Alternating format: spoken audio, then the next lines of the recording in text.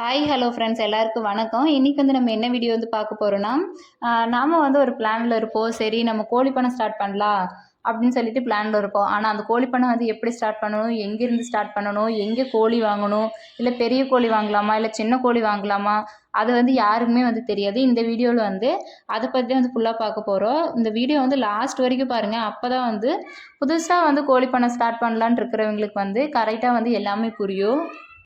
புதுசாக வாங்குறவங்க புதுசாக அந்த மாதிரி கோழி பண்ணை ஸ்டார்ட் பண்ணலாம் அப்படின்ட்டு ஐடியாவில் இருக்கிறவங்க பண்ணுற பெரிய மிஸ்டேக்னால் எந்த மாதிரி கோழிங்களை வாங்கணும் அப்படிங்கிறதுல ரொம்பவே ஏமாந்துடுறாங்க. அது மட்டும் இல்லாமல் நாட்டுக்கோழி வளர்க்கலான்னு சொல்லிட்டு இருக்கிறவங்க இது நாட்டுக்கோழி தான் சொல்லிட்டு அசல் கிராஸை அதில் சேல்ஸ் பண்ணிடுறாங்க. அப்படி இருக்கிறவங்களே இருக்கிறாங்க. அதனால் ஃபுல்லாமே நம்ம கோழிகளை இப்படி தான் நம்ம பார்க்கணும் அப்படிங்கிறத ஃபுல்லாக தெரிஞ்சுக்கிட்டு நம்ம கோழி பண்ணை போட்டால் நம்மளுக்கு எந்த ஒரு லாஸ் இல்லாமல் நல்லாவே கோழி பண்ணை கொண்டு வரலாங்க. இந்த வீடியோவில் இதை பற்றின ஃபுல் டீட்டெயில் இருக்குங்க. சரி வாங்க வீடியோக்குள்ளே போகலாம்.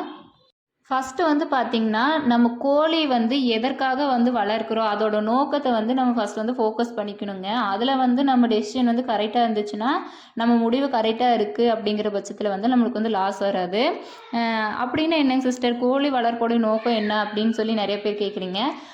அப்படின்னா இப்போ கோழிங்க நம்ம முட்டைக்காக வளர்க்குறோமா இல்லை கறிக்காக வளர்க்குறோமா அப்படிங்கிறத ஃபஸ்ட்டு நம்ம நல்ல முடிவாக எடுத்துக்கணும்.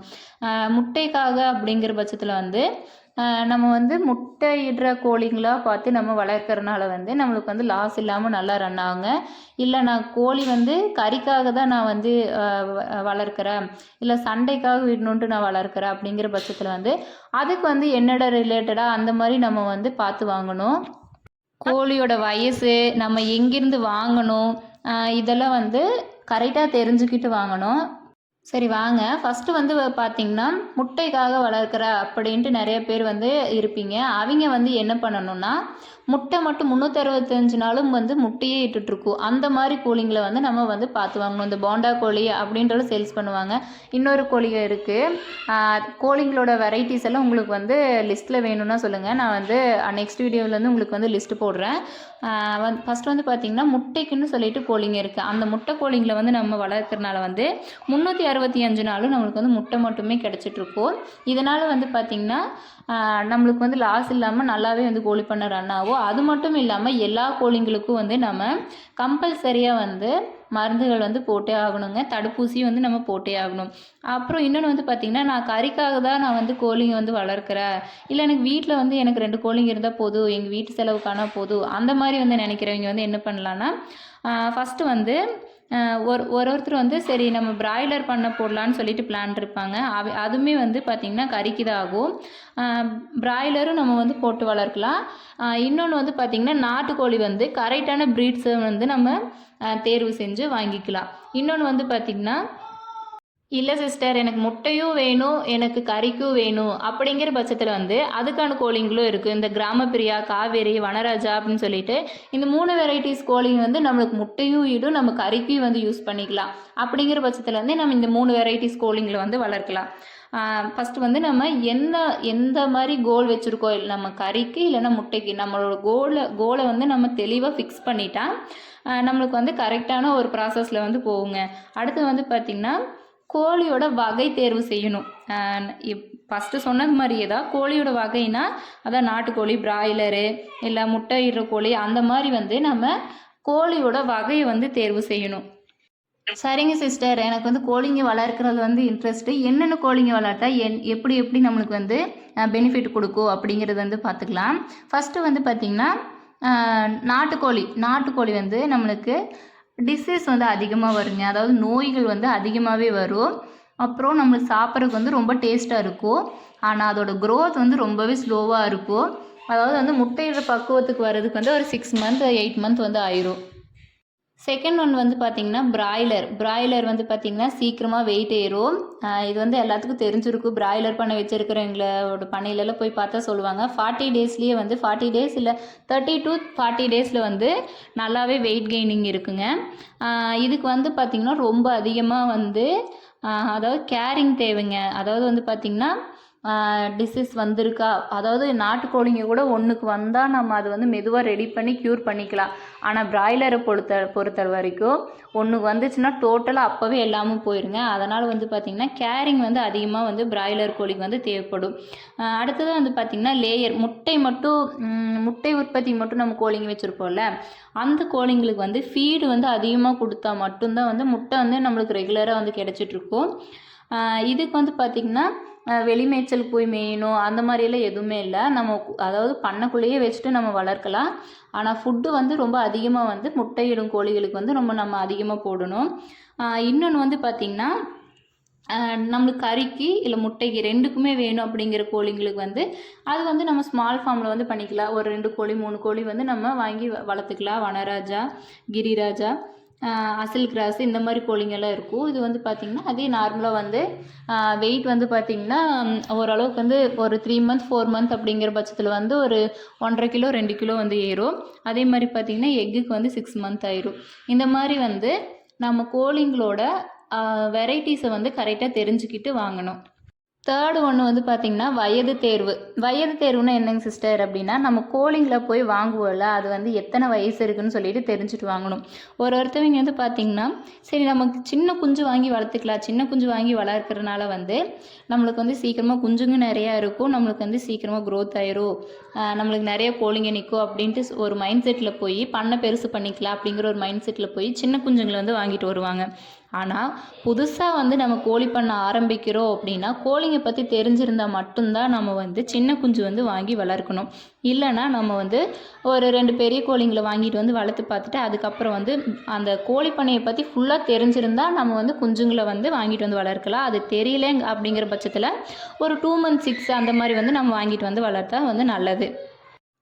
அப்படி இல்லை அப்படின்னா ஒரு 15 நாள்லேருந்து 25 நாளுக்குள்ளே இருக்கிற குஞ்சுகளை வந்து நம்ம வந்து வாங்கிட்டு வந்து வளர்க்கலாம். ஏன்னா வந்து சின்ன குஞ்சுங்களாக இருக்கும்போது வந்து இம்யூனிட்டி பவர் வந்து அதுங்களுக்கு வந்து கம்மியாக இருக்கும்.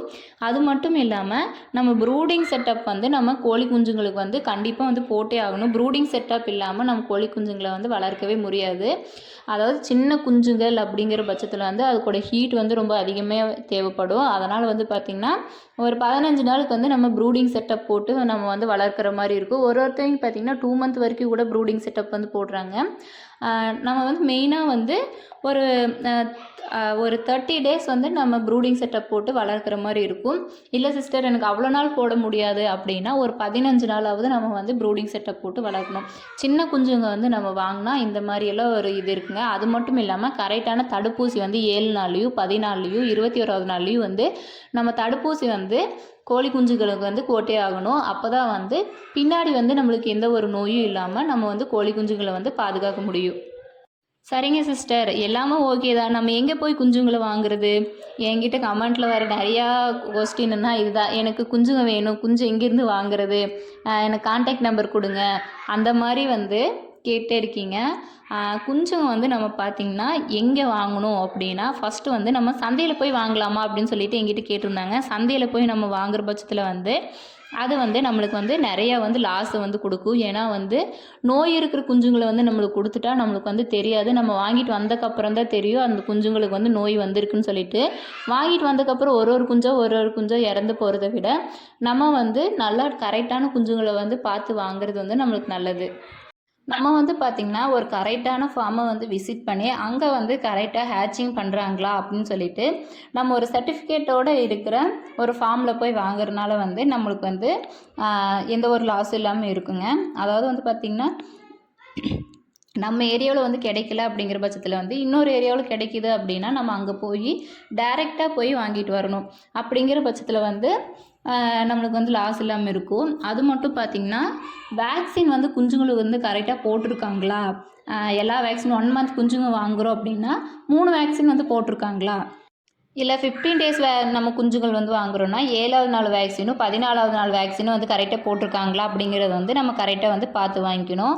அது மட்டும் இல்லாமல் ஹெல்த் கண்டிஷன் வந்து அதாவது பேரண்ட்டு இப்போ வந்து நம்ம இன்குபேட்டரில் வச்ச குஞ்சுங்க வந்து ஓரளவுக்கு நல்லா தான் இருக்கும். இல்லை நம்ம கோழிங்களோட இருந்து நம்ம குஞ்சுகள் வந்து வாங்கிட்டு வரோம் அப்படின்னா பேரண்ட்டோட பாடி கண்டிஷன் வந்து நல்லா இருக்கா அப்படிங்கிறது வந்து நம்ம ஹெல்த் கண்டிஷன் நல்லா இருக்கா அப்படின்னு சொல்லிட்டு நம்ம வந்து பார்த்து வாங்கணும். எங்கேயும் வந்து பார்த்திங்கன்னா, நம்ம வந்து ஃபஸ்ட்டே நம்ம அமௌண்ட் சென்ட் பண்ணுற மாரி இருக்கும். அதுக்கப்புறம் தான் குஞ்சுகள வந்து டிரான்ஸ்போர்ட் பண்ணுவாங்க. அப்போ வந்து ஒரு ட்ரஸ்டடா இருக்கிற ஒரு ஹேச்சர் கிட்ட வந்து நம்ம கரெக்ட்டா வந்து வாங்கிக்கணும். அதே மாரி பார்த்திங்கன்னா, அதோட ஹெல்த் கண்டிஷன் வந்து எப்படி இருக்கணும்? சிக்ஸ் வாங்குறப்போ நம்ம என்னென்னலாம் கவனிக்கணும்னா, சிக்ஸோட கண்ணுங்க வந்து பார்த்திங்கன்னா, நல்லா இருக்கா? அதாவது வந்து பார்த்திங்கன்னா, கண்ணு மூடி இருக்கா? கண்ணு திறந்து இருக்கா? அப்படிங்கிறத வந்து ஃபஸ்ட்டு வந்து நம்ம செக் பண்ணிக்கணும். செகண்ட் ஒன் வந்து பார்த்திங்கன்னா, மூக்குலேயும் வாயிலையும் ஏதாச்சும் தண்ணி வருதா, தண்ணி லீக் ஆகுதா, இல்லை தண்ணி சொட்டுதா, அதை வந்து நம்ம பார்த்துக்கணும். ஈரமாக இருக்கா, அதெல்லாம் வந்து நம்ம பார்க்கணும். இன்னொன்று வந்து பார்த்திங்கன்னா, நல்லா வந்து குஞ்சு வந்து க்ளீனாகவும் ஸ்மூத்தாகவும் இருக்கா, குஞ்சுங்கள் வந்து பார்த்தாவே தெரியும் அது ஆக்டிவேஷன் வந்து எப்படி இருக்குன்னு சொல்லிட்டு, அதை வந்து நம்ம வந்து தேர்ட் ஒன்னாக நல்லா பார்க்கணும். இன்னொன்று வந்து ஃபோர்த் ஒன் வந்து நல்லா ஸ்டெடியாக வாக் ஆகுதா, நல்லா நடக்குதா, ஆக்டிவாக இருக்கா, இங்கேருந்து அங்கே குஞ்சுகளை வந்து கீழே விடும்போது நல்லாவே நடக்குது, இல்லை ஒரு குஞ்சுங்க வந்து பார்த்திங்கன்னா அப்படியே படுத்துகிட்டே இருக்கும், அந்த குஞ்சுங்களுக்கு வந்து ஏதாச்சும் பிரச்சனை இருக்குன்னு அர்த்தம். நல்லா போகுது, அங்கேருந்து நல்லா வருது அப்படின்னா வந்து நம்ம குஞ்சுங்களை வந்து நல்லாவே நம்பி வாங்கலாம். அதே மாதிரி பார்த்திங்கன்னா, வயிறு வந்து சாஃப்டாக நல்லா வந்து பார்த்திங்கன்னா வயிறு தொட்டு பார்த்தாலே வந்து சாஃப்டாக இருக்கும். அந்த மாதிரி வந்து பார்த்திங்கன்னா சாஃப்டாக இருக்குது, அந்த மாதிரி சாஃப்ட் இல்லாமல் குஞ்சுங்களோட வயிறு வந்து பார்த்திங்கன்னா ஒரு மாதிரி குண்டா, பின்னாடி வந்து ஒட்டிகிட்டு இருக்கிற மாதிரி இருந்துச்சுன்னா அந்த குஞ்சுங்களுக்கு வந்து ஏதோ ஒரு பிரச்சனை இருக்குது அப்படின்னு சொல்லிட்டு நம்ம கண்டுபிடிச்சிடலாம். இதெல்லாம் வந்து நம்ம குஞ்சுகள் வாங்கும்போது வந்து நம்ம கரெக்டாக வந்து பார்த்து வாங்கணும். இல்லைன்னா வந்து நம்மளுக்கு வந்து குஞ்சுகள்லேயே வந்து நிறைய லாஸ் வந்து ஆயிரும். அதனால் வந்து பார்த்திங்கன்னா சின்ன குஞ்சுங்க வந்து வாங்கும்போது நம்ம இதெல்லாம் வந்து கவனித்து வாங்கினா நம்மளுக்கு வந்து ஒரு லாஸ் இல்லாமல் வந்து நல்லாவே வந்து நம்ம வந்து கோழிப்பண்ணையை வந்து ரன் பண்ணலாம். வேக்சினேஷன் செக் பண்ணுறது, அது வந்து பார்த்திங்கன்னா ஃபார்ம்லேயே வந்து நம்ம குஞ்சுகள் வந்து வாங்கும்போதே சொல்லுவாங்க, இந்த மாதிரி வேக்சினெல்லாம் நம்ம வந்து கோழி குஞ்சுகளுக்கு போட்டிருக்கோம் அப்படின்னு சொல்லிட்டு சொல்லுவாங்க. இருந்தாலும் நீங்கள் வந்து அங்கே செக் பண்ணி பார்க்கணும், அதுக்கான இமேஜஸ் ஏதோ ஒன்று இருக்கா, வீடியோஸ் ஏதோ ஒன்று இருக்கா. ஏன்னா ஆல்ரெடி வந்து அவங்க வந்து குஞ்சுங்க சேல்ஸ் பண்ணுற மாதிரி இருந்தால் வேக்சின்ஸ் எல்லாம் போட்ட வீடியோஸ் இல்லைனா ஃபோட்டோஸ் வந்து எடுத்து வச்சுருப்பாங்க. அதை வந்து நம்ம கரெக்டாக வந்து செக் பண்ணி அதுக்கப்புறம் வந்து வாங்கிட்டு வரணும். அதாவது வந்து பார்த்திங்கன்னா செகண்ட் ஒன் 7th டே வந்து பார்த்திங்கன்னா F1ம், அதே மாதிரி 14வது நாள் வந்து ஐபிடி, 21வது நாள் வந்து லசோட்டா, 28வது நாள் வந்து பூஸ்டர் லசோட்டான்னு சொல்லிட்டு நம்ம அது வந்து செகண்ட் ஆப்ஷன் தான். அது வந்து நம்ம 28வது நாள் போட்டால் போடலாம், இல்லைனா விட்டுறலாம். இந்த 3 வேக்சினும் வந்து 7, 14, 21 இந்த 3 வேக்சினும் வந்து நம்ம கரெக்டாக போட்டிருக்கோமா, அவங்க வந்து போட்டிருக்காங்களா அப்படின்னு சொல்லிட்டு நம்ம வந்து ஹேட்சரி அங்கே போடுற அவங்ககிட்டயே வந்து அவங்க போட்ட வீடியோஸ் இல்லைனா அதுக்கான கார்டு ஏதோ ஒன்று வச்சுருப்பாங்க. நம்ம வந்து அங்கேருந்து வாங்கிட்டு வரும்போது இந்த வேக்சினெல்லாம் நாங்கள் வந்து போட்டுட்டோம் அப்படின்னு சொல்லிட்டு கார்டு வச்சுருப்பாங்க. அதை வந்து கேட்டு ப்ராப்பராக வந்து வேக்சின் போட்டிருக்காங்களான்னு சொல்லிட்டு நம்ம பார்த்துக்கலாம். 1 மந்த் குஞ்சுங்க வந்து நம்ம வாங்கிட்டு வரும்போது இதெல்லாம் இருக்கா அப்படின்னு சொல்லிட்டு பார்த்துக்கலாம். இல்லை 2 மந்த் குஞ்சுங்க வாங்கும்போது வந்து நம்ம இதெல்லாம் வந்து செக் பண்ணணும். அதே மாதிரி வந்து பார்த்திங்கன்னா டிரான்ஸ்போர்ட்டேஷன், அதாவது நம்ம குஞ்சுங்களெல்லாம் பார்க்குறோம், எல்லாம் செக் பண்ணிட்டோம், அங்கேருந்து குஞ்சுகளை வந்து நம்ம வாங்கிட்டு வரும்போது கரெக்டாக வந்து வாங்கிட்டு வரணுங்க. பாக்ஸில் வந்து அவங்க கரெக்டான பாக்ஸில் வந்து போட்டு விடுறாங்களா, இல்லை இவ்வளோ குஞ்சுங்களுக்கு இவ்வளோ பாக்ஸ்ன்னு சொல்லிட்டு கரெக்டாக வந்து போடுறாங்களா, அதெல்லாம் வந்து நம்ம கரெக்டாக வந்து செக் பண்ணி வாங்கணுங்க. இல்லை நாங்கள் வந்து இந்த மாதிரி ஃபார்ம்லேருந்து ஆர்டர் பண்ணல, குஞ்சுகளை வந்து ஆர்டர் பண்ணி தான் வாங்குகிறோம் அப்படின்னா குஞ்சுங்க வந்து நம்மளுக்கு அங்கேருந்து ஒரு 2 ஹார்ஸ் இல்லைனா 3 ஹார்ஸில் வந்து நம்ம இருக்கிற இடத்துக்கிட்ட வந்து நான் ரீச் ஆகணும். அந்த மாதிரி வந்து ரீச் ஆகிற பொசிஷனில் இருக்கிற இடத்துல வந்து நம்ம வந்து ஃபார்ம் வந்து இருக்கா, பக்கத்துலேயே இருக்கான்னு சொல்லிட்டு நம்ம அந்த மாதிரி ஃபார்மை வந்து விசிட் பண்ணி வாங்கிக்கணும். அதே மாதிரி வந்து பார்த்திங்கன்னா நம்ம குஞ்சுகள் வந்து ஆர்டர் பண்ணியாச்சு, ஆர்டர் அனுப்புகிறாங்க, இல்லை வாங்கிட்டு வந்துட்டு இருக்காங்க அப்படின்னா நம்ம வீட்டில் வந்து ப்ரூடிங் செட்டப் வந்து அது வந்தோடனே வந்து ஒரு ஹீட் பொசிஷன் வந்து அது கொடுக்குற மாதிரி வந்து கரெக்டாக வந்து நம்ம ப்ரூடிங் செட்டப் வந்து ரெடி பண்ணி வச்சுக்கணும். அதே மாதிரி பார்த்திங்கன்னா ஒரு வார்ம் வாட்டர் வந்து அது கொடுக்கறனால வந்து குளிர் சீசனில் வாங்குகிற குஞ்சுகளை வந்து கொஞ்சம் நல்லாவே இருக்கும். அதே மாதிரி பார்த்திங்கன்னா அதுக்கு வந்து ஒரு இப்போ வந்து ஒரு பாக்ஸில் வந்து ஒரு 60 குஞ்சுங்க வந்து போட்டு விட்றாங்கன்னா அதுக்கான கேப் கரெக்டாக இருக்கா, அதெல்லாம் வந்து கரெக்டாக அவங்கள வந்து உங்களுக்கு சென்ட் பண்ணும்போதே ஒரு வீடியோ வந்து எங்களுக்கு எடுத்து அனுப்புங்க அப்படின்னு சொல்லிட்டு ஒரு வீடியோ வந்து சென்ட் பண்ண சொல்லி அனுப்ப சொல்லணும். ஏன்னா வந்து நம்ம ஃபஸ்ட்டே வந்து அமௌண்ட் வந்து சென்ட் பண்ணிடுவோம், அதுக்கப்புறம் தான் வந்து நம்மளுக்கு வந்து குஞ்சுங்க வந்து கொடுக்குற மாதிரி இருப்பாங்க. அதனால் வந்து அவங்க பாக்ஸ் பண்ணுற மெத்தட் வந்து நம்மளுக்கு கரெக்டாக இருக்கா, இல்லைனா அங்கேருந்து வரக்குள்ளே குஞ்சுங்க வந்து ஒன்று மேலே ஒன்று படுத்து குஞ்சுங்க வந்து இறந்துடும். இதனால் வந்து பார்த்திங்கன்னா நமக்கு தான் லாஸ், அவங்களுக்கு வந்து எந்த ஒரு லாஸும் இல்லை. ஏன்னா அவங்களுக்கு வந்து அமௌண்ட் வந்து சென்ட் ஆயிரும், நம்ம தான் வந்து குஞ்சுங்களை வந்து லாஸ் ஆகிற ஸ்டேஜ் நம்மளுக்கு தான் வந்து போகும். அதே மாதிரி வந்து பார்த்திங்கன்னா காமனாக வந்து நம்ம நிறையா மிஸ்டேக் வந்து பண்ணுவோம். அந்த மிஸ்டேக்கை வந்து கொஞ்சம் கொஞ்சமாக நம்ம அவாய்ட் பண்ணிக்கிட்டால் நம்மளுக்கு வந்து குஞ்சுங்க வந்து அதாவது வந்து பார்த்திங்கன்னா லாஸ் இல்லாமல் அப்படிங்கிறத விட இறப்பு இல்லாமல் வந்து நம்ம குஞ்சுங்களை வந்து பாதுகாத்துக்கலாம். ஃபஸ்ட்டு வந்து பார்த்திங்கன்னா வேக்சின் வந்து கரெக்டாக போட்டிருக்க மாட்டாங்க. அந்த மாதிரி குஞ்சுங்களை வந்து நிறைய பேர் வாங்கிக்குவாங்க. இல்லை அவங்க வந்து வேக்சின் வந்து போடலன்னு சொல்லி கொடுத்துருப்பாங்க, நம்ம வந்து கரெக்டாக அதுக்கான வேக்சின் வந்து போட மாட்டோம். இது வந்து ஒரு ரீசன். இன்னொன்று வந்து பார்த்திங்கன்னா நம்ம வந்து தீனி வந்து நம்ம குஞ்சுங்களுக்கு வந்து கரெக்ட் டைமில் வந்து போட மாட்டோம்.